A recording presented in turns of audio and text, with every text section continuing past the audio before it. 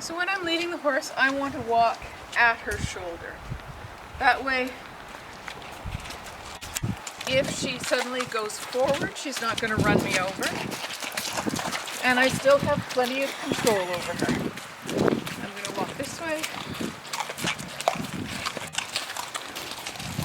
And then when I turn her around, I'm going to turn her away from myself. That way I don't get stepped on.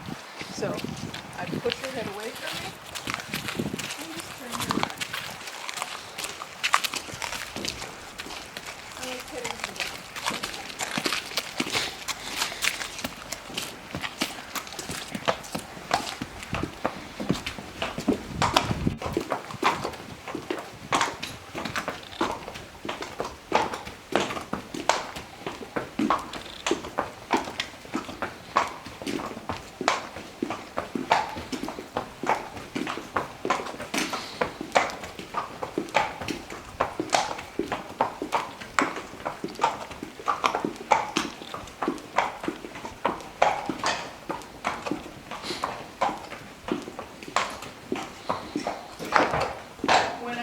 Cross ties, I'm going to do the same thing. I'm going to walk in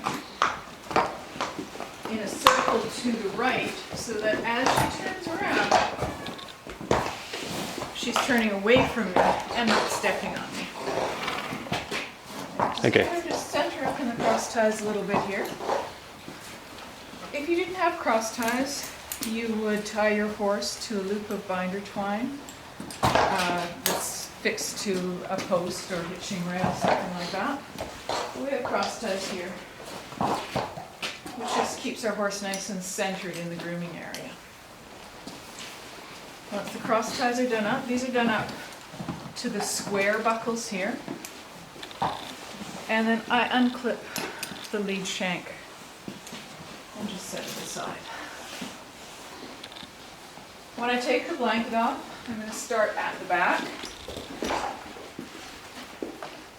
And the reason for that is if I've got the blanket partly undone and my horse gets away from me, I want it to be still done up around the neck so that it doesn't slide around her legs where she could step on it and get tangled and spook her more. When you're putting the blanket back on, you do it in the reverse order. You start with the chest and then go to the belly and the legs.